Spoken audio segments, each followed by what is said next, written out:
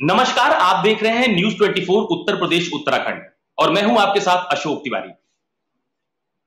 उत्तर प्रदेश में जैसे जैसे चुनाव नजदीक आ रहे हैं, ठीक वैसे वैसे सभी राजनीतिक दल अपनी तरह से अपने सियासी समीकरण बैठाने पर पूरी ताकत लगा रहे हैं। समाजवादी पार्टी के अध्यक्ष अखिलेश यादव आज समाजवादी पार्टी की तरफ से आयोजित की गई पीडीए साइकिल यात्रा में शामिल हुए। दरअसल इस पीडीए यात्रा की शुरुआत पूर्वांचल एक्सप्रेसवे के एक पॉइंट से की गई, जो जनेश्वर मिश्रा पार्क तक उस साइकिल यात्रा को लेकर तमाम सारे पार्टी वर्कर्स के साथ अखिलेश यादव जनेश्वर मिश्र पार्क भी पहुंचे।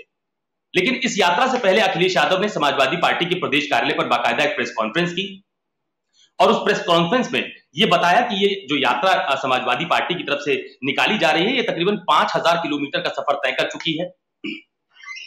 उत्तर प्रदेश के तकरीबन 100 विधानसभा क्षेत्रों से यह यात्रा गुजर कर आई है और महत्वपूर्ण लोकसभा सीटों से भी इस यात्रा को गुजारा गया है।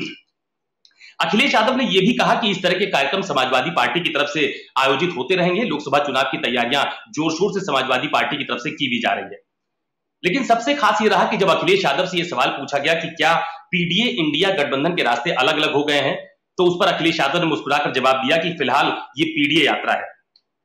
यही नहीं, अखिलेश यादव जिस अंदाज में बीजेपी और बीजेपी सरकार पर तंज कसते हैं, वो अंदाज उनका समाजवादी पार्टी कार्यालय पर आयोजित प्रेस कॉन्फ्रेंस के दौरान भी देखा गया और उन्होंने बीजेपी सरकार पर तंज कसते हुए यह भी कहा कि जिसने स्टेडियम बनाया है वो अगड़ा है और जो तस्वीर खिंचा रहा है वो पिछड़ा है। तो इस तरह की बयानबाजी आज अखिलेश यादव की तरफ से जो साइकिल यात्रा निकाली गई, जिसको पीडीए साइकिल यात्रा का नाम दिया गया, उस दौरान अखिलेश यादव की तरफ से तमाम सारी चीजें कही गई। लेकिन सबसे खास बात आज ये रही कि जब अखिलेश यादव ने पीडीए साइकिल यात्रा का जिक्र किया तो उन्होंने कहा कि पीडीए साइकिल यात्रा यानी पिछड़ा दलित अल्पसंख्यक ही नहीं बल्कि एक और अगड़ा भी होता है। तो पिछड़ों, दलितों और अल्पसंख्यकों को साधने के साथ साथ अखिलेश यादव ने अगड़ों के बीच में भी एक राजनीतिक संदेश देने की कोशिश आज अपनी साइकिल यात्रा के दौरान दी और प्रेस कॉन्फ्रेंस के दौरान वो बातें कही। हालांकि अखिलेश यादव की इस साइकिल यात्रा पर उत्तर प्रदेश सरकार में डिप्टी सीएम केशव प्रसाद मौर्य ने भी तंज कसा। उन्होंने ये कहा कि किसी भी राजनीतिक दल का कोई भी राजनीतिक कार्यक्रम कराने का अधिकार होता है, लेकिन इस बार बीजेपी की सरकार बनाने के लिए जनता ने संकल्प ले लिया है और जनता किसी को भी इस बार वोट नहीं देगी, यानी वो अपना वोट कुएं में नहीं डालेगी, बल्कि जनता ने ये मन बना लिया है कि वो इस बार फिर मोदी सरकार बनाएगी। तो ये तमाम सारी बयानबाजी आज बीजेपी और समाजवादी पार्टी के बीच देखने को मिली। लेकिन अखिलेश यादव ने आज की इस साइकिल यात्रा के जरिए एक बड़ा राजनीतिक संदेश देने की भी कोशिश की है। न सिर्फ कार्यकर्ताओं में जोश भरने का एक मैसेज दिया गया है, बल्कि पिछड़े दलित अल्पसंख्यकों के साथ साथ अगड़ों को भी समाजवादी पार्टी की मुहिम से जोड़ने के लिए अखिलेश यादव की तरफ से एक बयान भी दिया गया। तो आज इसी मुद्दे पर हम चर्चा करने वाले हैं कि क्या 2024 से पहले पीडीए वाली रफ्तार इंडिया से अलग विकल्प तैयार? क्या पीडीए यात्रा उत्तर प्रदेश में बदलेगी सियासत के सभी समीकरण? अखिलेश यादव पीडीए यात्रा से कितना कमाल कर पाएंगे और 2024 में एनडीए को टक्कर देने के लिए अखिलेश यादव की क्या है रणनीति? आज इन्हीं तमाम सारे मुद्दों पर हम चर्चा करने वाले हैं और हमारे साथ एक बड़ा पैनल भी इस चर्चा में जुड़ गया है। समाजवादी पार्टी के प्रवक्ता फराज किदवई हमारे साथ मौजूद हैं, कांग्रेस के प्रवक्ता प्रेम नारायण सिंह हमारे साथ मौजूद हैं, इसके अलावा राष्ट्रीय लोकदल के प्रवक्ता अंकुर सक्सेना हमारे साथ मौजूद हैं, बीजेपी के प्रवक्ता डॉक्टर कौशल कांत मिश्रा जी हमारे साथ मौजूद हैं और इसके अलावा उत्तर प्रदेश के जाने माने पत्रकार प्रमोद गोस्वामी भी हमारे साथ इस चर्चा में जुड़ रहे हैं। तो सबसे पहले तो फराज किदवई जी, मेरा आपसे ये सवाल है कि ये जो पीडीए साइकिल यात्रा आज लखनऊ से निकली, जिसमें अखिलेश यादव ने उस यात्रा की अगुवाई भी की, तो ये क्या मैसेज आप लोग देना चाहते हैं कि ये पीडीए के साथ साथ अगड़ों को भी जोड़ने की एक मुहिम अखिलेश यादव ने आज खड़ी कर दी? उन्होंने कहा कि एक और अल्पसंख्यक ही नहीं, एक और अगड़ा भी होता है। फराज भाई। अशोक जी, बहुत बहुत धन्यवाद। देखिए, क्या है कि आज की तारीख में जो देश का ओबीसी है, जो देश का यूथ है, देश का किसान है, मजदूर है, महिलाएं हैं, सब परेशान है। 2014 से जब से भारतीय जनता पार्टी की सरकार आई है और 2017 से जब से भारतीय जनता पार्टी की उत्तर प्रदेश में सरकार आई है, देश और प्रदेश की हालत जो है वो बहुत ही खराब है।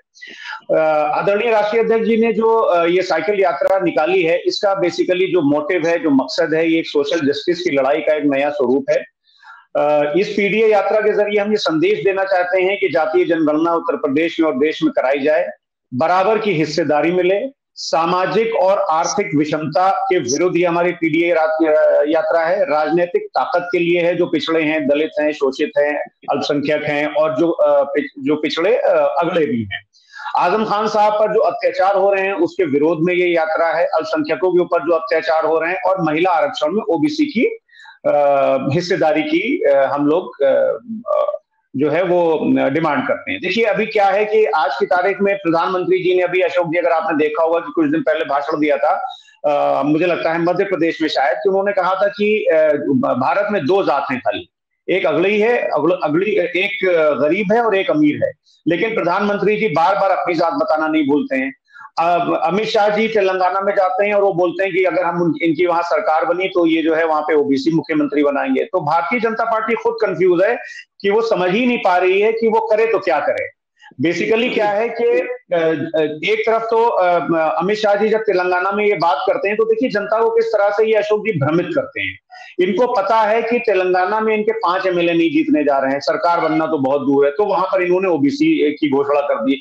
राजस्थान में ये क्यों नहीं करते हैं घोषणा की अगर इनकी सरकार बनी तो ये ओबीसी मुख्यमंत्री बनाएंगे।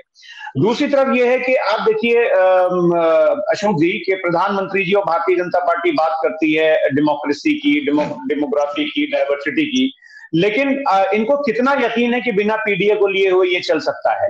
आज ये पॉलिटिक्स ऑफ अपॉर्चुनिटी तो करते हैं अशोक जी, लेकिन पॉलिटिक्स ऑफ सब्सटेंस मिसिंग है भारतीय जनता पार्टी की राजनीति में।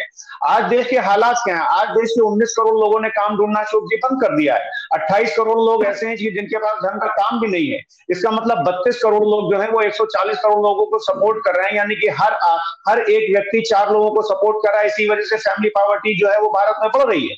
तो समाजवादी पार्टी जो है इन्हीं सब मुद्दों को लेकर के ये पीडीए साइकिल यात्रा निकाल रही है, क्योंकि समाजवादी पार्टी का जो उदय है श्रद्धेय मुलायम सिंह यादव जी ने सामाजिक न्याय की लड़ाई लड़ते हुए हुआ था, और अखिलेश यादव जी जो हमारे राष्ट्रीय अध्यक्ष हैं उन्होंने जातीय जनगणना की हमेशा वकालत की है। अखिलेश यादव जी जो है वो पीडीए के साथ साथ इंक्लूसिव राजनीति की बात करते हैं। आज आपने देखा कि उन्होंने ए में अगला भी जोड़ा है। लेकिन क्या है कि अगर हम जातीय जनगणना की बात करते हैं अशोक जी, तो भारतीय जनता पार्टी जो है वो एफिडेविट लगा करके जातीय जनगणना का विरोध करती है, और जब जनता का डर इनको सताता है तब जाकर के ये एफिडेविट वापस लेती है। रक्षा मंत्री ने क्या कहा था 31 अगस्त 2018 को अशोक जी, कि हम कास्ट सेंसस का आश्वासन दिया था राजनाथ सिंह जी ने, लेकिन उसके बाद में भारतीय जनता पार्टी एफिडेविट देकर के उसका विरोध करती है। तो आज की तारीख में क्या हो रहा है कि आप देखिए कि एनआईटी राउरकेला ने एक रिसर्च की थी। उस रिसर्च के हिसाब से इंडिया में जो मल्टी डायमेंशनली पुअर हैं उसमें जनरल कैटेगरी के मात्र 14.9%, ओबीसी के 24.5% है। तो आज की तारीख में ओबीसी की, एससी की, एसटी की, अल्पसंख्यक की हालत बहुत ज्यादा खराब है। अगर आप ग्रेजुएट्स भी देखिए, एनएसएस 76 राउंड जो हुआ था उसमें जो ओबीसी के ग्रेजुएट्स हैं उनकी संख्या जो है वो 5% या 6% के आसपास है, लेकिन जनरल कैटेगरी 12% के ऊपर है। पोस्ट ग्रेजुएट्स में तो हालत और खराब है। ओबीसी की खाली 1% पॉपुलेशन आज की तारीख में पोस्ट ग्रेजुएट है। एम्प्लॉयमेंट की बात करें तो पीरियोडिक लेबर फोर्स सर्वे 2021 और 2022 का डेटा क्या कहता है कि जो रेगुलर वेजेस हैं, जो निरंतर जिनको काम मिल रहा है, वो जनरल कैटेगरी जो है उसको 30% से ज्यादा को मिल रहा है, और जो ओबीसी कैटेगरी है वो 20% से नीचे है। तो आज की तारीख में जो क्या हो रहा है कि जो सेंट्रलाइजेशन ऑफ पावर हो रहा है, जो सेंट्रलाइजेशन ऑफ कंट्री के रिसोर्सेस हो रहे हैं, वो भारतीय जनता पार्टी उसको प्रमोट कर रही है। अमीर अमीर हो रहा है, गरीब गरीब हो रहा है। आज देश की 1% जनता के पास जो है वो 20% नेशनल इनकम है, और बॉटम 15% 13% पे संतोष किए बैठी है। लेकिन जीएसटी कौन दे रहा है? GST bottom 50% of the population दे रही है। तो भारतीय जनता पार्टी की जो अशोक जी सरकार है, जो इनकी नीति है, वो खाली इनके अपने दोस्तों को, मित्रों को खाली ये अमीर बना रहे हैं।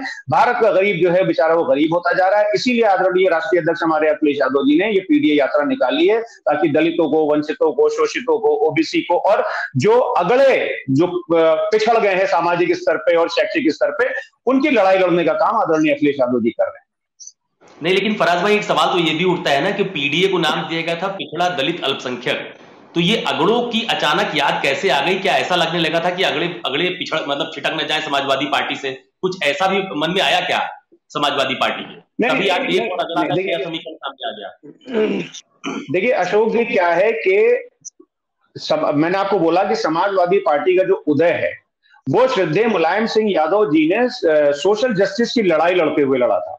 तो अगड़ों में जो पिछड़े उनको भी हक मिलना चाहिए, ये सही बात है, यही हमारे राष्ट्रीय अध्यक्ष जी ने कहा है। तो ये क्या गलत कह दिया बताइए? डॉक्टर कौशलकांत मिश्रा जी बीजेपी से हमारे साथ जुड़े हुए हैं। डॉक्टर साहब, ये जो बार बार समाजवादी पार्टी आरोप लगाती है कि बीजेपी सरकार में पिछड़ों की अनदेखी होती है, दलितों की अनदेखी होती है, और आज एक नया समीकरण आ गया, एक और अगड़ा। कौशलकांत जी। अशोक जी, मैं अपने दोस्त को सुन रहा था और ये बता रहे थे कि श्रद्धेय मुलायम सिंह जी ने पिछड़ों के लिए, वंचितों के लिए काफी काम किया, समाजवाद की बात की। इनका समाजवाद यहीं से नजर आता है कि जब इनका समाजवाद चरम पे था तो एक ही परिवार के करीब 32 लोग, एक ही परिवार के 32 लोग में सारा समाजवाद उत्तर प्रदेश का खत्म हो गया था। और केवल 2 कौम थी जिसको MY फैक्टर का नाम आप लोग देते थे, MY फैक्टर वाले आज PDAA की बात कर रहे हैं। जब भारतीय जनता पार्टी आज सबको साथ लेकर के सबका साथ, सबका विकास, सबका प्रयास और सबके विश्वास के साथ एक सुदृढ़ भारत बनाने की कोशिश कर रही है, तो इन्हें आज याद आया है कि MY के अलावा भी दुनिया में कोई है। इनका समाजवाद जब एक परिवारवाद में सिमट करके रह गया था, तब इनको परिवारवाद, समाजवाद की याद नहीं आई। ये ओबीसी की बात करते हैं। अखिलेश यादव जी ओबीसी हैं? कहां से ओबीसी हैं? 32 लोग एक ही परिवार के और एक भी ओबीसी नहीं, एक भी ओबीसी नहीं। मुलायम सिंह जी को छोड़ दिया जाए तो उनके बाद आने वाला एक भी आदमी ओबीसी नहीं था इनके पूरे 32 की 32 की लिस्ट में। तब इनका समाजवाद भूल गया था। इनका समाजवाद, परिवारवाद, पलायनवाद और तुष्टीकरण की राजनीति के अलावा इन्होंने उत्तर प्रदेश को कुछ नहीं दिया। एक चीज और दिया जिसको बोलते हैं समाजवाद के साथ, समाजवाद के नाम पर MY फैक्टर ने दिया क्या? गुंडा राज। और इसीलिए बसपा की माननीय मायावती जी का नारा हुआ करता था ना, समाजवादी के लिए नारा था इनका कि चढ़ गुंडों की छाती पर, मोहर लगेगी हाथी पर। ये गुंडे कौन हुआ करते थे? ये गुंडे यही समाजवादी के ठेकेदार हुआ करते थे, जिन्होंने समाजवाद के नाम पे केवल परिवारवाद, पूंजीवाद, पलायनवाद और पक्षपातवाद किया, तुष्टीकरण किया। आज भी तुष्टीकरण की सीमा तो देखिए, क्या क्या बताऊं। अगर शुरू से शुरू करता हूं, इनका तुष्टीकरण और समाजवाद, राम भक्तों पे गोली चलाना इनका बहुत बड़ा समाजवाद था। कांवड़ यात्रा को बंद करा देना इनका बहुत बड़ा समाजवाद था। 84 कोसी परिक्रमा बंद करा देना इनका बहुत बड़ा समाजवाद था। लखनऊ के थानों में शिवरात्रि मनाई जाती थी, उस शिवरात्रि को बैन करना इनका बहुत बड़ा समाजवाद था। इतना बड़ा समाजवाद था जो खाली इनके वाई फैक्टर में सिमट करके रह गया था, क्योंकि M फैक्टर के अलावा कुछ बचा ही नहीं था इनके पास। क्योंकि सारा समाजवाद तो ये सब करने में खत्म हो गया था। और उसी का नतीजा ये था कि एक ही परिवार के 32 लोग सत्ता में थे। मैं अपने दोस्त से पूछना चाहता हूं, ये 32 के 32 लोगों में एक भी ओबीसी था? इनका एक भी ओबीसी चेहरा था? और अगर एक एरिया और एक जाति के नाम लोगों को हटा दिया जाए, उसके साथ M फैक्टर के अलावा कौन सी पिछड़ी जाति का इन्होंने मंत्री बना दिया? कौन सा इनका मंत्री था? 4 नाम बता दें, एक भी नाम नहीं है इनके पास। तो इनका समाजवाद परिवारवाद में सिमट के रह गया था, जो गुंडागर्दी की चादर को ओढ़े हुए पूरे उत्तर प्रदेश को उसने घेर रखा था। और जहां तक रही आज भारतीय जनता पार्टी की बात, तो भारतीय जनता पार्टी की सरकार आने के बाद, आज मैं प्रदेश की बात नहीं करता हूं क्योंकि बात पूरे देश की है, तो ये समझिए कि 2 ट्रिलियन की इकोनॉमी 2014 के पहले थी, आज 3.75 ट्रिलियन की इकोनॉमी है।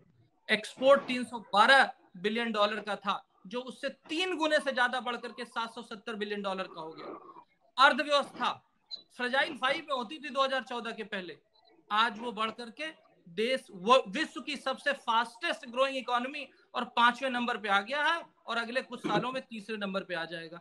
ये दिया है क्या? इसके पहले सरकारों ने क्या किया था? पूरे भारतवर्ष में 7 एम्स हुआ करते थे, आज कितने एम्स है? 22 एम्स हैं। पूरे एयरपोर्ट कितने पूरे भारतवर्ष में होते थे? 74, आज कितने हैं? 148, डबल से भी ज्यादा। अरे काम करते हैं। इसके पहले अशोक जी आप बताइए, इसके पहले कौन सी सरकार थी जो आती थी और वो ये कहती थी कि 100 दिन में मैंने ये काम किया, 1 साल में मैंने ये काम किया, 2 साल में मैंने ये।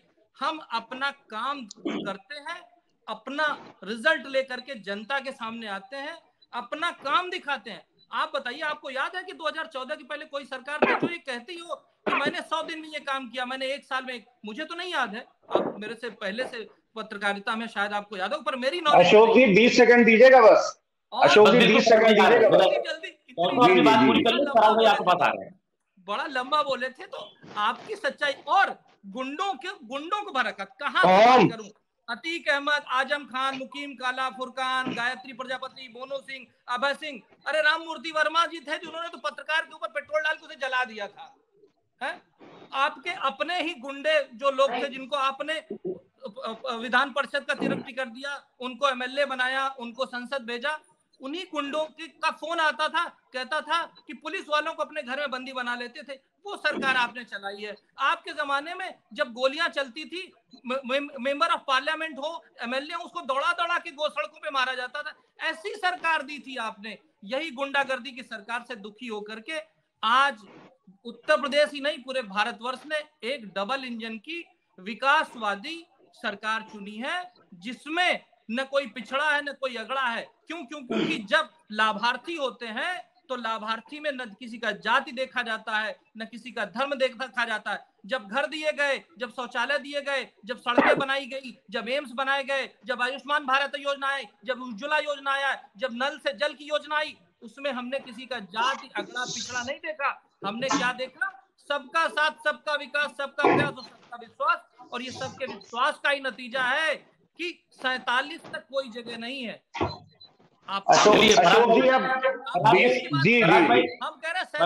रिस्पॉन्ड कीजिए। ये बीजेपी की तरफ से ये कहा जा रहा है कि आप लोग पिछड़ा दलित अल्पसंख्यक कर रहे हैं, लेकिन लाभार्थी कोई जाति नहीं होती है। अशोक जी, डॉक्टर साहब को मैं एक बात बताना चाहूंगा। सबसे पहले तो मैं इनके परिवारवाद का जवाब देना चाहूंगा। मैं ये जानना चाहता हूं कि जय शाह बहुत बड़े बैट्समैन हैं कि बॉलर हैं, या बहुत अच्छे फील्डर हैं, या विकेट कीपर हैं? कितने मैचेस में उन्होंने सेंचुरी बनाई है जो वो आज वो बीसीसीआई के इस पोस्ट पर बैठे हुए हैं? वो इसलिए कि वो अमित शाह जी के बेटे हैं। देवेंद्र फडणवीस महाराष्ट्र के जो मुख्यमंत्री थे, आज की तारीख में उनका आपने डिमोशन करके उप मुख्यमंत्री बना दिया। वो किसके बेटे हैं जरा पता करिएगा। पीयूष गोयल जी किसके बेटे हैं जरा ये पता करिएगा। किरण रिजिजू किसके बेटे हैं ये पता करिएगा। पंकज सिंह जी आदरणीय राजनाथ सिंह जी के बेटे हैं, ये सबको पता है। अनुराग ठाकुर जी किसके बेटे हैं ये आप सबको पता है। जयंत सिन्हा जी किसके बेटे हैं आप सबको पता है। प्रवेश वर्मा जी किसके बेटे हैं आप सबको पता है। और बहुत लंबी लिस्ट है, आपका मैं टाइम ज्यादा वेस्ट नहीं करूंगा। दूसरी बात, हमारे भाई डॉक्टर साहब ने अभी बहुत बड़ी बात कही कि साहब India is the fastest growing economy और तमाम तरह की बातें करी। डॉक्टर साहब 2004 में 0.722 ट्रिलियन डॉलर की इकोनॉमी थी भारत। उसके बाद में 2007 में 1.2 ट्रिलियन डॉलर की हुई। फिर 7 से 14 के बीच में 1.2 ट्रिलियन डॉलर और एडवर्ड 2.04 ट्रिलियन डॉलर हुई। फिर अगले 7 साल में आपने उस पेस को धीरा कर दिया और 3.17 ट्रिलियन डॉलर हुई 2021 में। ये मैं नहीं बोल रहा हूं, ये भारत सरकार की ये किताब इकोनॉमिक सर्वे ऑफ इंडिया, इसको पढ़ लीजिएगा तो आपको अंदाजा हो जाएगा। आपने इकोनॉमी की ग्रोथ स्लो की है। 2004 वर्सेस 2014 में इंडियन इकोनॉमी जो एब्सोल्यूट इकोनॉमी की आप बात कर रहे हैं वो 182% से बढ़ी थी। आपने उसको कम करके 72 से 80% के बीच में कर दिया है। तो जनता को भ्रमित मत करिए। दूसरी बात, जो इकोनॉमी का साइज बढ़ रहा है आपने उसको स्लो डाउन किया। और ये जो इकोनॉमी का ग्रोथ बेसिकली अभी ज्यादा होनी चाहिए थी, क्योंकि ये पॉपुलेशन का पर्यायवाची है। पॉपुलेशन जिस तरह से हमारा क्या, हमारा जो पॉपुलेशन जो है वो डेमोग्राफिक डिविडेंड है। मगर आपने क्या किया है कि पर कैपिटा इनकम तो आप बोलते हैं साहब 1,70,000 रुपए है, 1,70,000 रुपए, लेकिन पर कैपिटा इनकम की भी अगर बात करें, अभी आप इकोनॉमी की बात कर रहे थे अशोक जी, तो जिस तरह से 2004 वर्सेस 2014 से पर कैपिटा इनकम मूव की है उसका भी स्लो डाउन हुआ है। आज देश में किसान, मजदूर, गरीब, आप देखिए कि पिछले, अगर हम मजदूर की बात करें अशोक जी, तो पिछले 9 सालों में जो हमारा इन्फ्लेशन ईयर ऑन ईयर बढ़ रहा है, जो निर्माण मजदूर है उसकी आय 0.2% से खाली बढ़ी है पिछले 9 सालों में। जो खेतिहर मजदूर है उसकी 0.9% से बढ़ी है, और जो नॉन खेतिहर मजदूर है उसकी 0.3% से बढ़ी है। आप क्या बात कर रहे हैं? ना आपसे इकोनॉमी संभाली गई। आज की तारीख में महिलाओं का क्या स्टेटस है? आज की तारीख में जो पूरे वर्ल्ड में सबसे ज्यादा जो स्टंटेड चाइल्ड है वो इंडिया में है। तो आप किस इकोनॉमी की बात कर रहे हैं? कहां की इकोनॉमी की बात कर रहे हैं? ये मैं कुछ नहीं बोल रहा हूं, ये इस किताब को पढ़ लीजिएगा, सारा डेटा इसमें है। तो आप प्लीज डॉक्टर साहब जनता को भ्रमित मत करिए। भारतीय जनता पार्टी की सरकार हर मुद्दे पर फेल है, चाहे वो पर कैपिटा इनकम हो, चाहे ह्यूमन डेवलपमेंट इंडेक्स हो, चाहे इकोनॉमी हो, और चाहे आप बात कर लिए लेबर फोर्स पार्टिसिपेशन रेट की। आज पूरी दुनिया का जो female labour force participation rate 50% है, भारत का क्या है 28% से 24% कर दिया आपने पिछले 9 सालों में, क्या हालत कर दी आपने महिला लेबर फोर्स पार्टिसिपेशन रेट की। तो आपसे कोई फ्रंट तो संभल नहीं रहा है और आप बात करते हैं और फिर अंत में आप आ जाते हैं कि साहब हिंदू मुसलमान करके जनता को भ्रमित करते हैं और आप खाली वोट लेने का काम करते हैं। अच्छा, हमारे साथ प्रेम नारायण पाल जी जुड़े हुए। प्रेम नारायण पाल जी कांग्रेस पार्टी के प्रवक्ता है। डॉक्टर साहब, मैं दोबारा आपके पास आता हूं। प्रेम नारायण जी बहुत देर से हमारे साथ जुड़े हुए हैं, मैं उनसे एक सवाल ले लूं। प्रेम जी, ये जो अखिलेश यादव की पीडीए यात्रा है, क्या ये इंडिया गठबंधन से अलग कोई विकल्प तैयार हो रहा है क्या उत्तर प्रदेश में? प्रेम नारायण जी।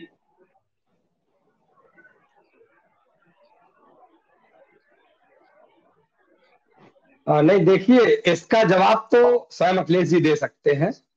हमारे लिए तो वो इंडिया परिवार के सदस्य हैं और पूरा परिवार एक है।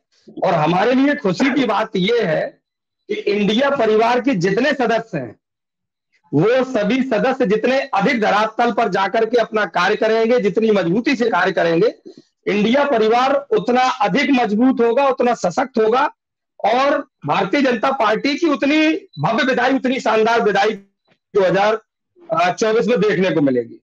पहली बात। दूसरी चीज, अब बात आती है ना यहाँ की, ये हो रहा है तो जरूरी है। क्यों जरूरी हो जाता है? मिश्रा जी अभी बहुत अच्छा बोल रहे थे और किदवई साहब और मिश्रा जी के बीच में संवाद हो रहा था और दोनों लोग बहुत अच्छे आंकड़ों के जानकार एक दूसरों के साथ आंकड़ों का आदान प्रदान कर रहे थे। मैं सोच रहा हूं कि बीच में थोड़ी सी चर्चा मैं भी कर लूं इन लोगों के बीच में, तो ये अपने आंकड़े दोनों लोग एक लोग बताते जाएंगे और पूरा देश देखता जाएगा, सुनता जाएगा।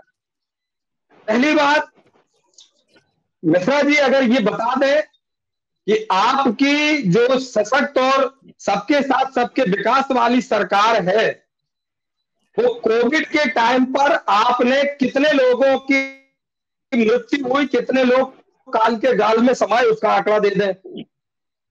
दूसरी चीज, इस देश से कर्मचारियों के खाते से जबरन जो टैक्स वसूल करके और प्रधानमंत्री का जो कोष बनाया गया पीएम केयर फंड, उसमें कितना धन संकलित किया गया, वो धन कहां गया, कैसे उसका उपयोग किया गया, दुरुपयोग किया गया, कहां क्या हुआ, उसकी बात आप खुले तौर पर इसको आप जवाब दें, इसको इधर उधर घुमा के नहीं ले जाए।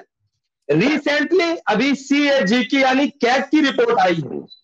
उस रिपोर्ट में 2-4 बिंदुओं को, चूंकि सारे लोग विश्लेषक हैं, सारे लोग जागृत हैं, सारे लोग जानकार हैं, उसमें कुछ सवाल किए गए हैं जो विश्व से, जो संयुक्त राष्ट्र से जो हमें मदद आ रही है, इस देश को हमारे पास जो विश्व बैंक का कर्जा आ रहा है, उसमें एक आरोप कैग के रिपोर्ट के द्वारा कहा गया है कि जो आ रहा है उधर से, उसको हमारी भारत की सरकार जनता के बीच में या पटल में जो पूरा है वो नहीं बता रहे, बीच में हजारों लाखों करोड़ रुपए कहा जा रहा है, उस पर गमन हो रहा है। थोड़ा सा उसके बारे में आप बताइए, उसके बारे में भी आप चर्चा करिए।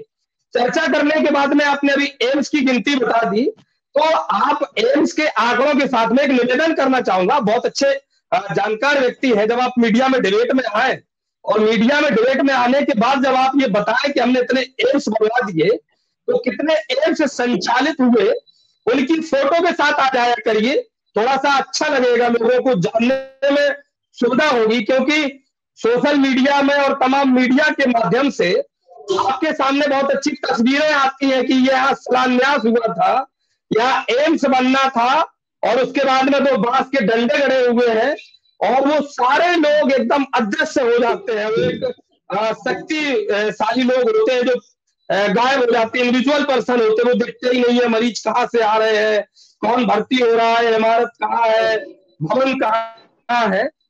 इन चीजों को अगर आप फोटो के साथ थोड़ा सा बताएंगे तो ज्यादा अच्छा होगा। कहने के लिए तो आप 15-15 लाख लोगों के खाते में पैसे भेज रहे थे। अब देश की जनता चर्चा कर रही है कि वो जो काला धन जो आना था वो आ गया है, क्योंकि मोदी जी, सभी को पता है कि वो जब बोलते हैं, भाजपा के साथी बोलते हैं कि वो जो बोलते हैं वो करते हैं, मतलब वो विदेशों से पैसा आया है, स्विस बैंक से पैसा आया है, फिर वो 15-15 लाख लोगों के खाते में क्यों नहीं गया? पहली चीज आ जाती है आपके सामने, वो क्यों नहीं गया, वो गया कहां? क्या आप देश की जनता को बताएंगे? क्या उन्हीं 15 लाख जो रुपए जो सभी के खाते में जाना था उसको रोक करके आप सारी देश के अंदर आलीशान अपने ऑफिस बना रहे हैं, बड़े बड़े बंगले बना रहे हैं। तो ये भी आप थोड़ा सा देश की जनता के सामने बताइए। देश की जनता के सामने आप जाकर के, आपके नेता बरेली में 2016 में 8 फरवरी को बोल देते हैं कि हम किसानों की आय को दोगुना कर देंगे। बोलना आपका काम है, बाद में आप तो कुछ भी बोल देते हैं। आपने जम्मू कश्मीर में 2015 में बोला था, शायद रामबन में, कि 2022 के बाद में पूरे देश को 24 घंटे बिजली मिलेगी। आप बोल रहे हैं, ठीक है, लेकिन आंकड़ों को, आप उन आंकड़ों को मत बताइए। अभी मैं आंकड़ों की बात कर रहा हूं, आप आंकड़ों को बताएंगे हमने उज्ज्वला योजना के तहत इतने सिलेंडर बांट दिए, आप बोल देंगे। लेकिन आप ये बताइए, निःशुल्क सिलेंडर आपने दिया, अच्छी बात है, लेकिन 400 का सिलेंडर आपने जो 1100 का कर दिया, ये कौन सा जन कल्याण का काम है? फिर उसमें 1100 रुपए का सिलेंडर अगर भरवाएगा उस गृहिणी के लिए, उसके परिवार के लिए आपने कौन सा साधन कर दिया? ये बताइए लोगों को आप। आपके देश में आपने बहुत सारी इंडिया लेके आए, उसमें से एक थी स्किल इंडिया, पूरे देश में शोर शराबे के साथ। सर मैं तिवारी जी 1 मिनट में कंप्लीट कर रहा हूं, मैं अपनी बात नहीं कह रहा हूं, मैं तो मदद कर रहा हूं मिश्रा जी की। आप कंप्लीट कीजिए, मिश्रा जी आगे क्या बोलना है, इनको थोड़ी सी मदद मिल सके, ठीक है ना? तो ये एक स्किल इंडिया नाम का एक, हाँ जी, मैं अंकुर सक्सेना जी के पास जा रहा हूं। अंकुर जी, मैं 1 मिनट में अपनी बात क्लियर कर दूं तो ये प्रेम जी बात पूरी कर लीजिए अपनी बात पूरी कर लीजिए अपनी। प्रेम नारायण जी, आप अपनी बात पूरी कर लीजिए जी। तो ये आंकड़े बताएं कि इन्होंने पूरे देश के अंदर, जी, तो मिश्रा जी थोड़ा सा ये भी बताएं पूरे देश की जनता को आपके सम्मानित चैनल के माध्यम से, कि इन्होंने जो स्किल इंडिया कार्यक्रम किया, पूरे देश के प्रत्येक जिलों में इन्होंने सेंटर खोले, सेंटर से बहुत सारे इन्होंने प्रशिक्षण के कार्यक्रम चलाए, वो इनके डाटा इनके पास होगा, आंकड़ा इनके पास होगा, उसमें कई हजारों करोड़ रुपए इन्होंने प्रदर्शित कर दिया कि वो खर्च हुआ। अब ये वो आंकड़े बताएं कि जिनका स्किल आपने डेवलप किया उनको आपने रोजगार कहां दिया? क्या वो सारे लोग पकवान तलने का रोजगार दे रहे थे? आप कहां से रोजगार दे रहे थे? कोई नहीं दे रहे थे। ये सवाल करते हैं। जब जाति गणना की बात करती है हमारी कांग्रेस पार्टी या इंडिया परिवार, जब जाति गणना की बात करता है तो इनको बुरा लगता है। चलिए, क्योंकि ये सर्व समाज को, इस देश के प्रत्येक जाति, वर्ग और धर्म के व्यक्ति को सशक्त होने नहीं देखना इंडिया अलायंस का हिस्सा है। लेकिन आज जब अखिलेश यादव जी से उनकी प्रेस कॉन्फ्रेंस के दौरान सवाल पूछा गया था कि क्या पीडीए और जो इंडिया अलायंस है, क्या उसके रास्ते अलग हो गए हैं, तो उन्होंने कहा कि फिलहाल आज पीडीए की यात्रा है। तो साफ साफ जवाब नहीं दिया है। तो क्या गठबंधन में आप लोगों की बातचीत कहीं ना कहीं आकर फंस जा रही है क्या? अंकुर जी। देखिए सर, जी तिवारी जी, देखिए सर्वप्रथम तो बात यह है कि अगर माननीय गठबंधन के जो हमारे शीर्षस्थ नेता हैं, समाजवादी पार्टी के राष्ट्रीय अध्यक्ष माननीय अखिलेश जी ने जो बात कही है, तो अगर आप उनका 21 जून का बयान को देखते हैं, जब सर्वप्रथम पीडीए की अवधारणा को लेकर उन्होंने अपना बयान दिया था, तो 21 जून 2023 को उन्होंने जो बात कही थी कि पिछड़े पीडीए का जब फार्मूला समाज के सामने प्रस्तुत किया गया था, तो उसमें उन्होंने उसी समय ये बात कही थी कि पिछड़े में, जो पिछड़े का मतलब केवल पिछड़े वर्ग से नहीं है, जाति विशेष से नहीं है, इसमें हर तबका समाहित होता है। इसमें अगर कोई सामान्य या सवर्ण वर्ग का भी हो और वो किसी भी जाति विशेष का है, अगर वो आर्थिक आधार पर भी पीछा है, तो वो पीडीए के फार्मूले के अंतर्गत आता है। आज उसी चीज को उन्होंने स्पष्ट किया। एक बात। दूसरी बात, अभी भारतीय जनता पार्टी के जो प्रतिनिधि महोदय हैं, निरंतर भारतीय जनता पार्टी के प्रवक्ताओं की जो परिपाटी है, उसी परिपाटी का अनुसरण करते हुए लगातार कह लीजिए पुरातन सिंधु घाटी और मोहनजोदड़ो की सभ्यता से जो उनके बयान निकले हैं, वही बयानों को निरंतर दोहरा रहे हैं। सर्वप्रथम बात यह है, अब जैसे इनने जो अपनी बातें रखी हैं, उसको मैं अगर इनके बिंदुवार चलता हूं, आपने परिवारवाद की बात कही, उस पर तो समाजवादी पार्टी के प्रवक्ता महोदय ने स्वयं जवाब दे दिया है, लेकिन फिर भी मैं कल्याण सिंह जी की फैमिली को आप नाम गिनाना भूल गए हैं। माननीय कल्याण सिंह जी का पूरा परिवार राजनीति में आज की डेट में उत्तर प्रदेश में है, तो आपके शीर्षस्थ नेता हैं, मुझे लगता है आप समझ सकते हैं उनने कितना योगदान दिया पार्टी को। माननीय लालजी टंडन जी का परिवार भी आप भूल गए हैं, गोपाल टंडन भी आपके यहाँ के माननीय विधायक हैं। इस तरीके से परिवारवाद की तो पूरी परिपाटी आपका है। आपने अपराधीकरण की बात कही कि समाजवादी पार्टी के समय में अपराधीकरण बढ़ा, क्योंकि हम राष्ट्रीय लोकदल का प्रतिनिधित्व करते हैं, फिर भी चूंकि गठबंधन का हमारा है, इसलिए आपका जवाब देना बहुत जरूरी है। जहां तक अपराधीकरण की आप बात करते हैं, जिन राममूर्ति वर्मा साहब का, उनका देहांत हो चुका है, शायद आपको जानकारी ना हो, स्वर्गीय राममूर्ति वर्मा साहब की पुत्र वधू का नाम है अर्चना वर्मा, शाहजहांपुर से मेयर हैं, भारतीय जनता पार्टी से मेयर हैं, समाजवादी पार्टी ने उनको मेयर का प्रत्याशी बनाया था, भारतीय जनता पार्टी ने नॉमिनेशन से 24 घंटे पहले उनको अपने राजनीतिक दल में शामिल किया और शाहजहांपुर से मेयर का टिकट दे दिया। आप देखिए, इसका मतलब है भारतीय जनता पार्टी के जो प्रतिनिधि महोदय हैं उनको ये पता ही नहीं रहता है कि हमको जाकर डिबेट में क्या बात रखनी है। अब आइए क्रिमिनल एक्टिविटीज के आधार पे, आपने कहा कि अपराधीकरण बढ़ा है। स्वामी चिन्मयानंद तो मेरे भाई आप ही की पार्टी के हैं, जिनके ऊपर महिला शोषण का आरोप लगा।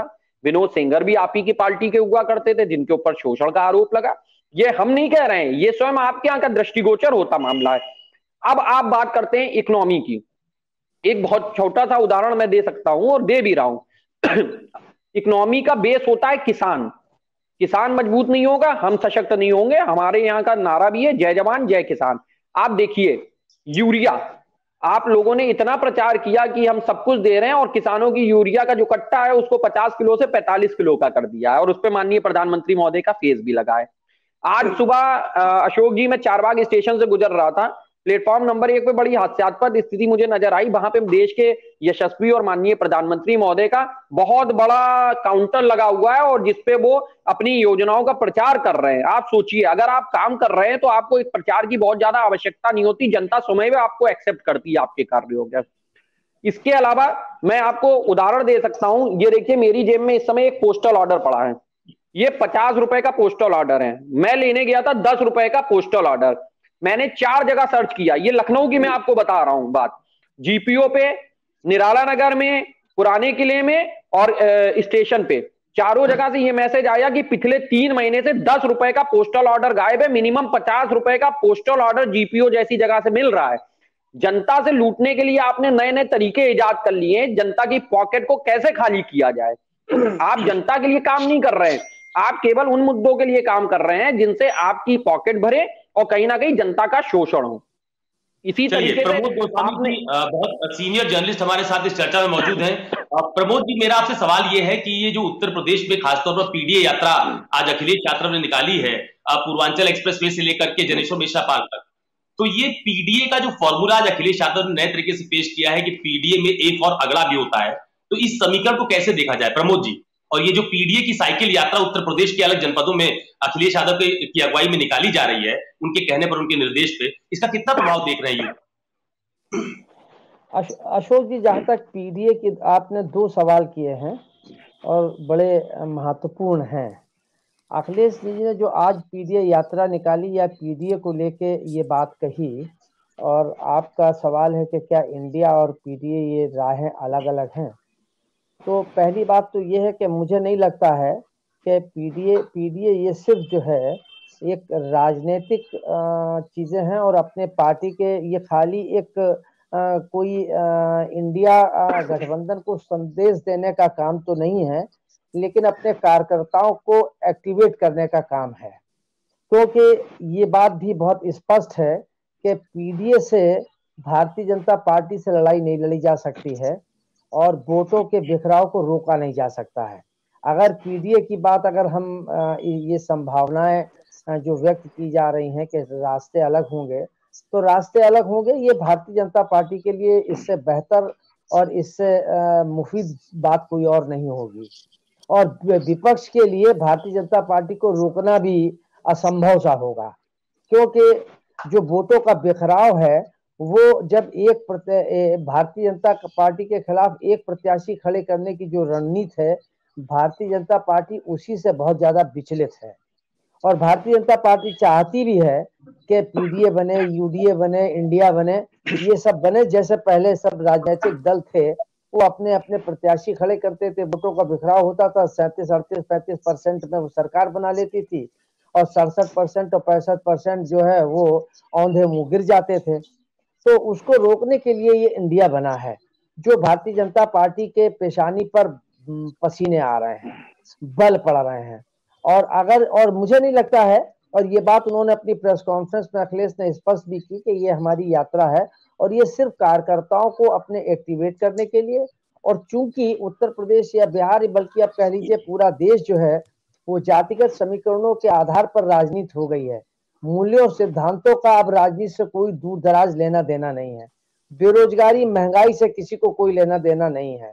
अब खाली हमको सत्ता कैसे मिल सकती है, वो पीडीए के माध्यम से मिल सकती है, या हिंदुत्व के माध्यम से मिल सकती है, या धर्म के माध्यम से मिल सकती है। मकसद सिर्फ वही है कि हमको सत्ता चाहिए। और जनता के सरोकारों से किसी भी राजनीतिक दल को, ये कड़वा सच है, हालांकि कोई स्वीकार कोई नहीं करेगा, लेकिन कड़वा सच यही है कि हमको सत्ता चाहिए एन केन प्रकारेण, वो चाहे जातिगत समीकरणों से मिले चाहे अन्य समीकरणों से मिले। दूसरी बात जो आपने कही कि पीडीए में जो अगले वर्ग को जोड़ने की बात कही गई है, मुझे लगता है कि अखिलेश इधर पिछले कुछ समय से अगर आप देखें तो वो अगड़ों को भी अपने साथ जोड़ के चलने की रणनीति उन्होंने बनाई है और उसको लेके कहीं ना कहीं इम्प्लीमेंट भी कर रहे हैं। शायद आज उन्होंने जो इसका स्पष्टीकरण एक दिया है, या जैसा कि अभी रालोद के प्रवक्ता ने कहा कि 21 जून को उन्होंने स्पष्ट कर दिया था कि जो सवर्ण पिछड़े हैं वो भी शामिल हैं। तो खैर अगर टेक्निकली देखा जाए तो पिछड़ों में तो चाहे वो सवर्ण के हों, चाहे वो पिछड़ों में यादवों के हों या दलितों के हों या कुर्मियों के हों, पिछड़े हैं। पिछड़ों में कोई जाति तो नहीं होती। तो ये में ये बात कह सकते हैं और तार्किक बात एक हो सकती है। तो इसलिए मुझे लगता है कि अशोक जी, ये पीडीए जो है ये सिर्फ अपने कार्यकर्ताओं को एक्टिवेट करने के लिए, जातिगत समीकरणों को साधने के लिए किया गया एक ये उपक्रम या प्रयास मात्र है। और इससे ये सवाल प्रबोध जी, ये सवाल आज जो समाजवादी पार्टी के प्रदेश अध्यक्ष नरेश उत्तम पटेल जी उनसे भी किया गया था आज साइकिल यात्रा के दौरान कि बीच में जिस तरह की बयानबाजी सपा या कांग्रेस के नेताओं की तरफ से आती है तो उससे निचले स्तर पर मैसेज ठीक नहीं जाता है। तभी ये सवाल खड़ा होता है कि गठबंधन में दरार पड़ गई क्या? मतलब चुनाव नजदीक आ रहे हैं, अगर हर पार्टी अपना अपना प्लान लेके आगे बढ़ेगी तो बीजेपी का मुकाबला कैसे होगा? नहीं, देखिए अशोक जी, इसको जरा थोड़ा सा जो राजनीति की बारीकियां हैं या राजनीति का जो छल कपट कह लीजिए कि छल कपट है, ये उसका एक हिस्सा ये सभी राजनीतिक दलों के पास है। ये सिर्फ टिकट को, चूंकि हर राज्य अपना कहीं ना कहीं ये प्रेशर ग्रुप बना रहा है कि हमें सीटें इतनी मिलें, या जैसे उत्तर प्रदेश को ही आप ले लीजिए तो उत्तर प्रदेश में अगर सबसे बड़ा कोई राजनीतिक दल है या भारतीय जनता पार्टी को कोई बड़ी चुनौती कोई विपक्ष के रूप में दे सकता है तो समाजवादी पार्टी और अखिलेश है। इसमें कोई शंका या शुबा की बात नहीं है। तो ऐसी स्थिति में जब ये बनेगा और जब ये होगा तो 80 सीटों में फिर वो बंटवारा होगा, कांग्रेस भी चाहेगी। और यही बात मध्य प्रदेश में जो अखिलेश जी ने अपनी नाराजगी जताई थी, हालांकि वो नाराजगी अपनी जगह पर अलग है विधानसभा चुनाव को लेकर, चूंकि एनडीए की जो समझौता हुआ है वो एनडीए का लोकसभा 24 को ध्यान में रखते हुए किया गया, विधानसभा में नहीं किया गया है। लेकिन एक व्यवहारिक रूप से जो वहां कम से कम सिटिंग सीट थी वो तो कांग्रेस को देनी चाहिए थी, या उस पर तो उनकी ये तल्ख टिप्पणी अपनी जगह वाजिब है अखिलेश की कि आपने हमको तो बिल्कुल इग्नोर कर दिया। तो फिर इनको भी अगर जैसा कि वहां पर दिग्विजय सिंह या कांग्रेस के नेता कह रहे हैं कि समाजवादी पार्टी का यहाँ पर क्या है मध्य प्रदेश में, तो उसी प्रकार फिर उसका जवाब अखिलेश भी दे सकते हैं कि कांग्रेस का उत्तर प्रदेश में क्या है। तो फिर ये अभी सिर्फ सीटों के कैसे दबाव, राजनीतिक दबाव या राजनीतिक प्रपंच या राजनीतिक छल या राजनीतिक कोई शब्द भी दे दीजिए, ये उसके लिए प्रेशर टैक्टिक्स का काम हो रहा है। जहां तक मेरा अपना अनुभव है, मुझे लगता है कि विपक्ष के सामने भी डू एंड डाई है। अगर 24 में बीजेपी आ जाएगी तो ये विपक्ष अच्छी तरीके से जान रहा है कि उसके बाद हमारे अस्तित्व पर सवाल खड़े हो जाएंगे, हम रहेंगे कि नहीं रहेंगे, हमारा अस्तित्व रहेगा कि नहीं रहेगा। ये डर जो है बीजेपी का, क्या नाम, विपक्ष का, ये एनडीए बनाने के लिए एक क्विक फिक्स का काम कर रही है। क्योंकि विपक्ष जो है मुडेर पर है अशोक जी, इधर खंडक है इधर खाई है। क्योंकि विपक्ष के सामने चूंकि जितने भी क्षेत्रीय दल हैं देश में वो सब गैर कांग्रेसवाद के नाम पर बने हैं।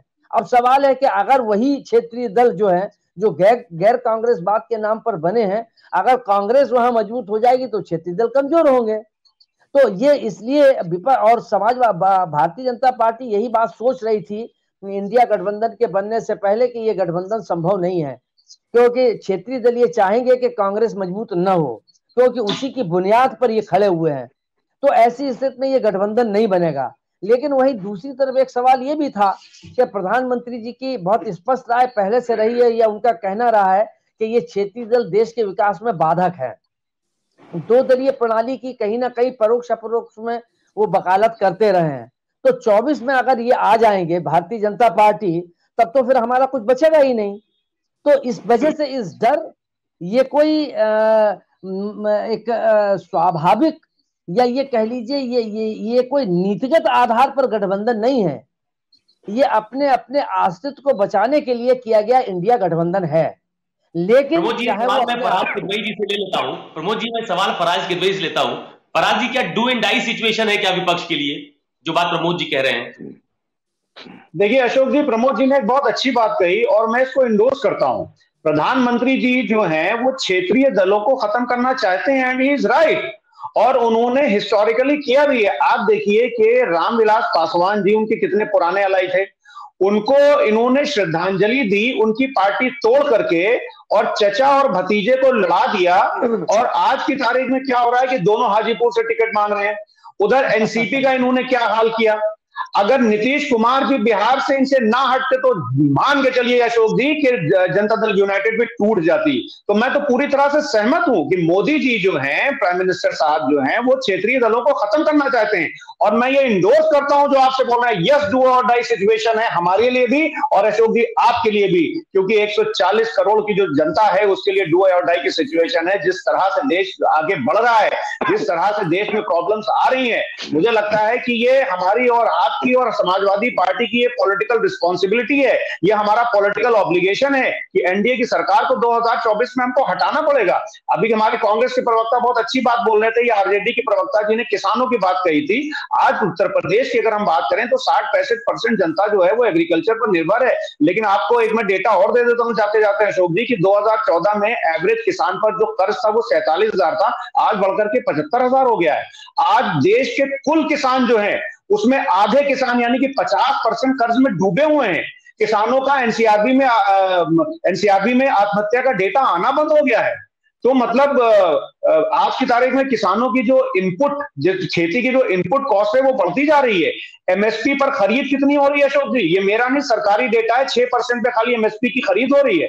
तो जिस तरह से किसानों को इन्होंने पीछे ढकेला है, जिस तरह से मजदूरों को इन्होंने पीछे ढकेला है, जिस तरह से देश की महिलाओं को इन्होंने चला है। आप देखिए अभी हमारे भाई बात कर रहे थे, बड़ी बड़ी बातें कर रहे थे कि ये गुंडाई होती थी, ये होती थी, वो होती। अरे साहब, आपके सांसद तो महिला खिलाड़ियों के ऊपर मॉलेस्टेशन के चार्जेस हैं, लेकिन आपकी कोई महिला मंत्री के मुंह से जबान से कुछ एक शब्द भी उनके लिए नहीं निकला कि भैया ये तुम क्या कर रहे हो। एक भी महिला मंत्री उनके जाकर के उन बच्चियों से, उन लड़कियों से आज तक की मिली। मणिपुर में हम लोग ने देखा कि अशोक जी क्या हुआ है, मतलब शर्म से सर हमारा झुक जाता है। और दूसरी मैं बात जाते जाते और कर दूं कि एसोसिएशन फॉर डेमोक्रेटिक रिफॉर्म्स का डेटा देख लीजिएगा डॉक्टर साहब, आपके टोटल 385 एमपी हैं, जिसमें 139 के ऊपर क्रिमिनल केसेस हैं, और 98 ऐसे एमपीज हैं आपके 385 में, पूरी जिम्मेदारी से कह रहा हूं, 98 एमपीज जिनके ऊपर सीरियस क्रिमिनल चार्जेस लगे। सीरियस का मतलब हो गया मर्डर, अटेम्प्ट टू मर्डर, और बाकी धाराएं बोलना मैं यहाँ पर ठीक नहीं है क्योंकि मुझे आगे का नहीं पता है, लेकिन मर्डर और अटेम्प्ट टू मर्डर मैं कंफर्म हूं कि 98 इनके एमपीज ऐसे हैं जिनके ऊपर सीरियस क्रिमिनल चार्जेस चल रहे हैं।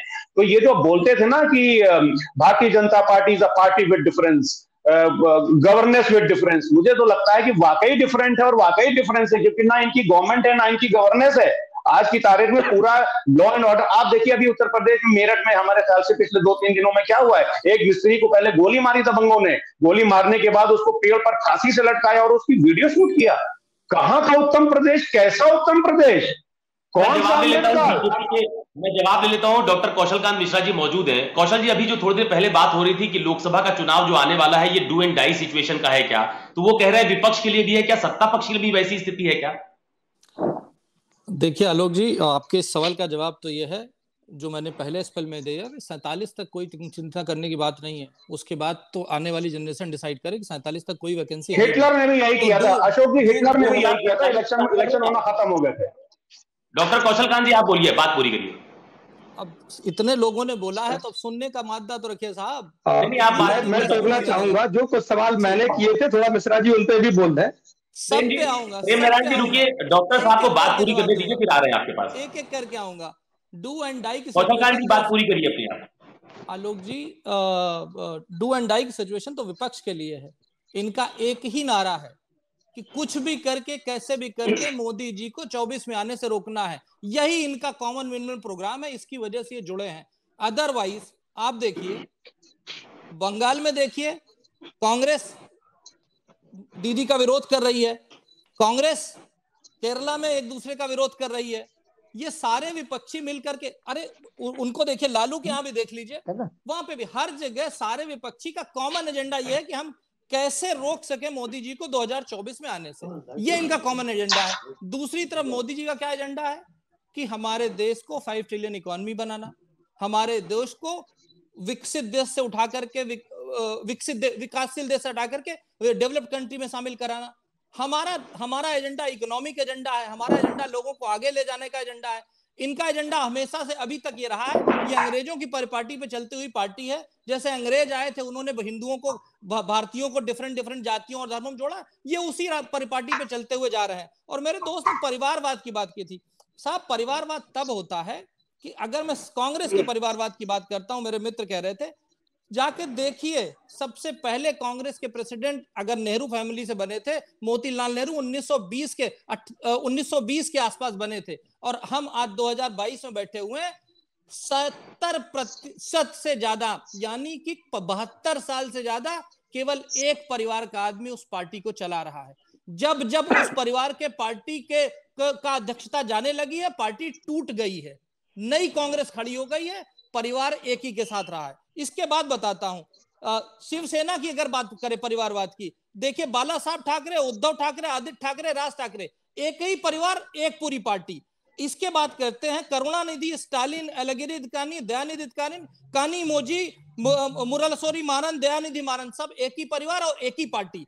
नेशनल कॉन्फ्रेंस पे आ जाते हैं, अब्दुल्ला परिवार, शेख अब्दुल्ला, बेगम जहां अब्दुल्ला, फारूक अब्दुल्ला, उमर अब्दुल्ला, गुलाम मोहम्मद शाह, ये सब एक परिवार, एक पार्टी और एक ही पार्टी का नेता। परिवारवाद इसे कहते हैं। लंबाई है। राष्ट्रीय लोकदल, मेरे मित्र बैठे हुए हैं, चौधरी चरण सिंह, चौधरी अजीत सिंह, जयंत चौधरी, सरोज चौधरी, ज्ञानवती जी, बीजू जनता दल, बीजू पटनायक, नवीन पटनायक, गीता मेहता, राष्ट्रीय जनता दल, लालू यादव, राबड़ी देवी, साधु यादव, तेजस्वी यादव। बात यह नहीं है कि पॉलिटिक्स में कितने परिवार हैं, बात यह है कि एक परिवार उस पार्टी को चलाता है। इसे परिवारवाद कहते हैं। आप जो दुनिया को भ्रमित करने की कोशिश कर रहे हैं वो गलत है। और मेरे मित्र इकोनॉमी की बात कर रहे हैं। अब आप देखिए, विश्व की 200 सालों में सबसे बड़ी महामारी आई कोविड, उसके बाद भी आज हम दुनिया की फास्टेस्ट ग्रोइंग इकोनॉमी है। ये मैं नहीं कहता, ये इंटरनेशनल डेटा कहते हैं। और मेरे मित्र कुछ कह रहे थे एम्स और उसकी बात कर रहे थे कि फोटो खींच के दिखा दे। एम्स कोई लड्डू नहीं है कि गए खरीद के ले आए और खड़ा कर दिया। एम्स बनने में समय लगता है। आप लोगों ने 70 सालों में 2 एम्स दिए थे, हमने कितने 8-9 सालों में कितने एम्स दे दिए? 22 बन रहे हैं। एक दिन में पैदा नहीं होते एम्स। और इसका रिजल्ट देखिए। उत्तर प्रदेश से बात करता हूं, 2012 में गोरखपुर फेमस था दिमागी बुखार से मौत से, सब लोग जानते हैं। कितनी मौतें हुई थी 2012 में? 580, जाके पढ़िए, 580 मौतें हुई थी। और 2021 में कितनी हुई? कुल 22। इससे फर्क समझ में आ जाता है। इसके बाद आते हैं इंटरनेशनल लेवल की बात करते हैं। मेडिकल टूरिज्म 2014 के पहले कितने का था? $1 बिलियन का था। आज 2022 में $7.5 बिलियन का मेडिकल टूरिज्म है। किसकी बात करते हैं? इसको बोलते हैं एडवांसमेंट। और आप कहते हैं महंगाई और मुद्रास्फीति की बात कर रहे थे ना, करेंसी वॉच में जाकर के देखिए, येन हुआ, पाउंड हुआ, स्विस का पैसा हुआ, उसमें 4% से लेकर के 5.2% की गिरावट आई है। जबकि रुपया पिछले 9 साल में केवल 0.2% गिरा है। किसकी बात करते हैं? इसके बात करते हैं। आप पेट्रोल पंप की रिपोर्ट पर बोलिए सर, कैट की रिपोर्ट पर बोलिए। आने दीजिए, एक चीज बताओ। अरे आप टाइम पास कर रहे हैं। अरे टाइम लंबा टाइम पास कर रहे हैं। जो सवाल किया उसका जवाब दीजिए। आपको पता है डिबेट समाप्त होनी है, आप नाम को लंबा खींचते चले जा रहे हैं। अरे आप जो सवाल है उसका जवाब दीजिए। आपसे जो सवाल किए गए, आप जो गैस, अरे तो वही तो तुम्हारे प्रधानमंत्री कहते हैं, मन की बात सुनाते हो, जन की बात सुनते कब हो? गूगल पे जाकर के, मैं जनता से कहूंगा, गूगल पे जाकर के सबसे महंगा गैस का सिलेंडर कब था? 1270 रुपए में कांग्रेस के जमाने में था, 2012 जनता भरवा रही है, वो करिए आप केबी की रिपोर्ट पर बताइए, सीएजी की रिपोर्ट पर बताइए ना, पैसा कहां जा रहा है? अरे आइए ना, बीच में बोल रहे हैं, जवाब सुनिए। मैं जनता को जवाब दे रहा हूं, आपको जवाब देने नहीं आया हूं, जनता को जवाब देने आया हूं। पेट्रोल के दाम 2002 में पेट्रोल के दाम कितने थे? 29 रुपए पर लीटर थे ऑन एवरेज पूरे इंडिया में। 2012 में कितने में थे? 73 रुपए। 10 सालों में 3 गुना बढ़ा दिया।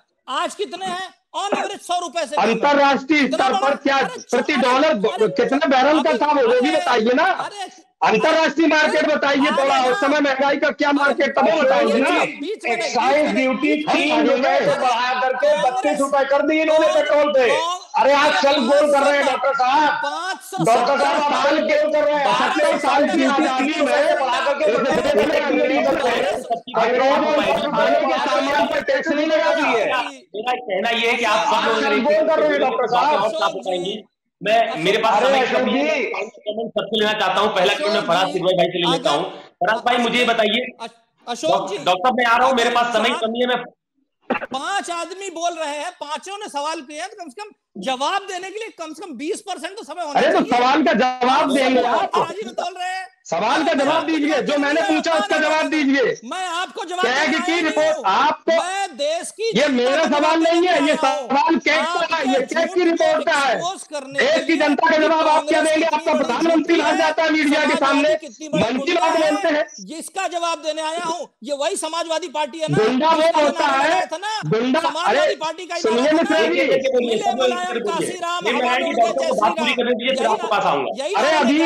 जी, अभी हाल में देखा पूरे देश में, आपके देश के, आपकी पार्टी के गुंडे लोकतंत्र के मंदिर में, जिनको तमीज नहीं है बात करने की, सम्मानित सांसद को क्या बोला? मंदिरों की बात आप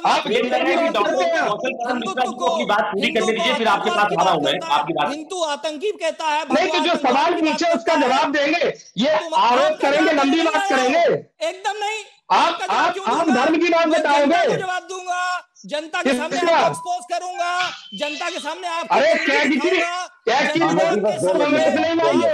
प्रधानमंत्री केयर फंड कांग्रेस ने नहीं बनाया, देश के कर्मचारियों के जेब से पैसा काटा गया। को 300% बढ़ाने वाले आज पेट्रोल की बात करते हैं। और चलिए डॉक्टर कौशल मिश्रा जी, आपको रोक रहा हूँ मैं, मेरे पास समय की कमी है। जय श्री राम। मतलब ये है के पास जा रहा हूँ। फराज भाई फाइनल कमेंट, ये जो पीडीए की यात्रा समाजवादी पार्टी ने आज शुरू की, जिसमें अगड़ों का भी जिक्र हो गया है, क्या ये एनडीए को रोकने के लिए, मतलब आप मानते हैं कि पर्याप्त रणनीति हो गई समाजवादी पार्टी की तरफ से एनडीए को रोकने के लिए? देखिए अशोक जी, मैं एक चीज क्लियर कर दूं आपको कि इंडिया गठबंधन 2024 के लिए कांग्रेस, आरएलडी और समाजवादी पार्टी उत्तर प्रदेश में मजबूती से लड़ने जा रही है। दूसरी बात, बस 10 सेकंड दे दीजिएगा, मुझे भी 5 बजे दूसरी डिबेट में जाना है, कि डॉक्टर साहब ने एक सेल्फ गोल कर दिया आज। इन्होंने पिछले 9 साल में जो डीजल पर एक्साइज ड्यूटी थी वो 3 रुपए 58 पैसे पर लीटर से बढ़ा करके 32 रुपए 80 पैसे पर लीटर कर दिया। हमारे कांग्रेस के भाई ने सही कहा कि अंतरराष्ट्रीय लेवल पर जो प्रति बैरल जो प्राइसेस थे उसकी एनालिसिस कर लीजिएगा। और पेट्रोल पर 9 रुपए 50 पैसे प्रति लीटर से बढ़ा करके 31 रुपए 90 पैसे कर दी। तो एक्साइज ड्यूटी बढ़ा करके जो जनता की जेब पर इन्होंने डाका डाल करके अडानी को हर 500 किलोमीटर पर एक कोट गिफ्ट कर दिया है। ये इसकी बात कौन करेगा? तो डॉक्टर साहब सेल्फ गोल गोलबंदी की कोशिश उत्तर प्रदेश में हो रही है। प्रेम नारायण अडानी को किसने दिया? केरला में अडानी को किसने दिया? अरे डॉक्टर साहब आपके पास आ रहे हैं, पहले प्रेम नारायण जी को सुन लेते हैं। प्रेम नारायण जी, फाइनल कमेंट मुझे बताइए, ये जो पीडीए यात्रा या इंडिया अलायंस की बात आप लोग कर रहे हैं, जिसमें बीच बीच में खटास आ जाती है, अभी थोड़ी देर पहले ये बात प्रमोद जी भी कह रहे थे कि बीच बीच में ऐसे बयान आ जाते हैं कि थोड़ी खटास, थोड़ी बातें सामने आने लगती हैं, तो कैसे एनडीए का मुकाबला करेंगे आप लोग?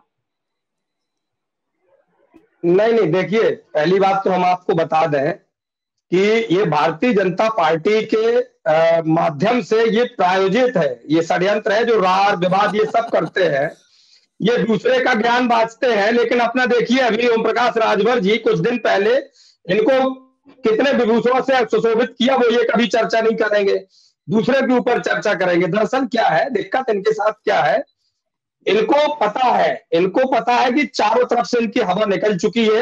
ये गुंडई की बात करते हैं, सदन में इनके पार्टी के लोग इनके सामने जाकर के एक सदन में भरे उद्घाटन शुभारंभ में एक संसद भवन के सम्मानित सांसद को क्या भाषा बोलते हैं, वो इनकी गुंडई की भाषा समझ में आ जाती है। भ्रष्टाचार की तो फहरिस्त इतनी बड़ी है कि ये भ्रष्टाचार के शब्द पर इनको शर्म आनी चाहिए बोलने की, लेकिन शर्म इनको आती नहीं है, कभी आएगी नहीं, क्योंकि शर्म से इनका कोई वास्ता नहीं है। ये अपने हिसाब से मोड़ते हैं। अभी सीएजी ने अपनी रिपोर्ट पेश की, मैं तो पूरी डिबेट में एक ही चीज कहता रहा कि आप बोलिए आवश्यक क्या है। ये जाति गणना से भाग रहे हैं। क्यों भाग रहे हैं? क्योंकि ये नहीं चाहते हैं कि इस देश के प्रत्येक जाति के, प्रत्येक धर्म के, प्रत्येक वर्ग के व्यक्ति का आकलन हो, उसकी आर्थिक, सामाजिक, राजनीतिक स्थिति का पता चले, उसके हिसाब से उसका विकास हो। दूसरी चीज, ये वो लोग हैं जो देश के कर्मचारियों के छाती पर लात रख करके प्रधानमंत्री केयर फंड में जबरन पैसा काट करके, पैसा कलेक्ट करके अपने प्रधानमंत्री के, अपने उनके शौक शरीकों को पूरा करने के लिए 8,000 करोड़ का विमान खरीदने के लिए कर्मचारियों का पैसा काट लेते हैं। जब पुरानी पेंशन की बात आती है तो ये देश को गुमराह करते हैं कि देश के पास बजट नहीं है, देश के पास फंड नहीं है। तो ये जो छलावे का काम करते हैं, ये धर्म की सनातन की बात करते हैं, धर्म की संस्कृति की बात करते हैं। देश को मानने वाला सच्चा राम का सेवक महात्मा गांधी को इनके गुंडों ने, नाथूराम गोडसे ने गोली मारी और ये गोडसे को अपना आदर्श बताते हैं, ये सनातन की धर्म की परिभाषा बताते हैं। क्या ये देश को बताएंगे कि इनके संघ के गठन से पहले क्या इस देश में संस्कृति नहीं थी, क्या इस देश में धर्म नहीं था? लेकिन जो ये कहते हैं ना टीवी पर बैठ करके कि हम तुम्हारा जवाब क्यों दें, भाई जवाब तो हमारा, क्या आप जनता का नहीं दे पाते हो?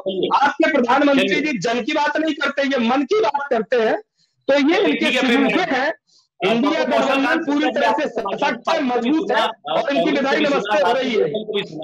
तो ये जो बात निकल के सामने आती है कि जो मुद्दे समाजवादी पार्टी या कांग्रेस या लोकदल, तमाम दल उठाते हैं, क्या वो मुद्दे चुनौती भरे लगते हैं क्या बीजेपी के लिए?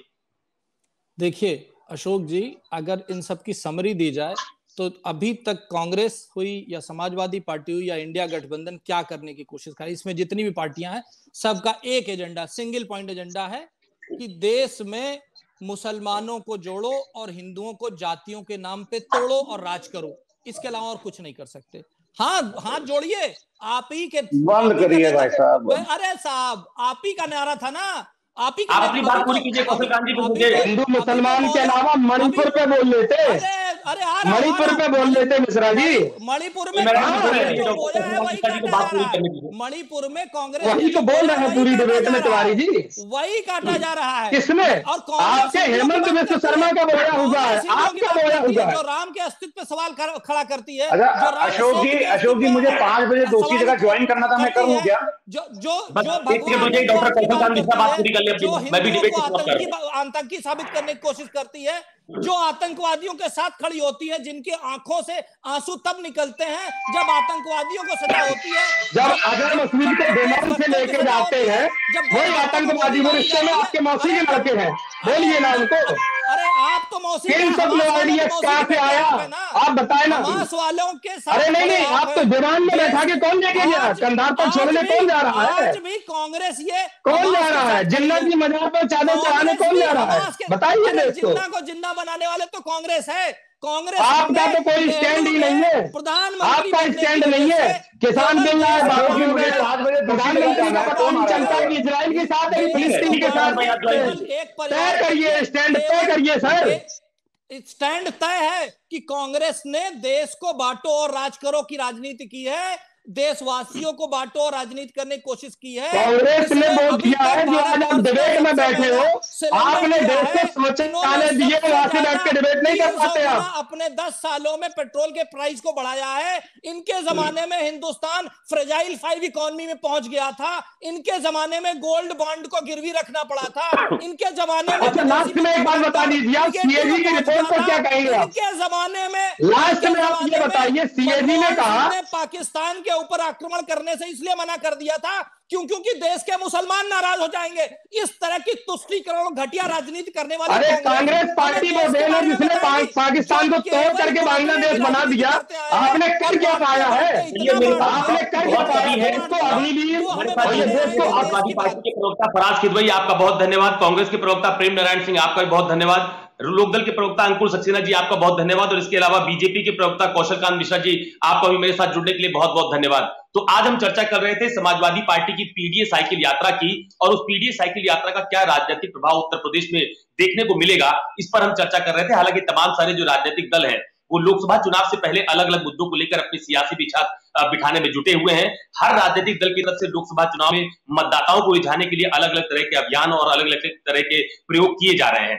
लेकिन इन प्रयोगों का कितना प्रभाव जनता पर पड़ेगा और जनता किसके पक्ष में वोट करेगी, इसके लिए हमको थोड़ा इंतजार करना पड़ेगा। लेकिन इतना जरूर है कि लोकसभा चुनाव में चाहे वो जातिगत गोलबंदी हो, चाहे जातीय जनगणना हो, चाहे पुरानी पेंशन स्कीम का मामला हो, या बीजेपी सरकार की तरफ से उपलब्धियां गिनाए जाने का मामला हो, कोई राजनीतिक दल फिलहाल पीछे रहना नहीं चाहता है। तो आज इस चर्चा में मेरे साथ बस इतना ही। कल फिर किसी और नए मुद्दे के साथ आपके सामने फिर हाजिर होऊंगा। तब तक के लिए नमस्कार।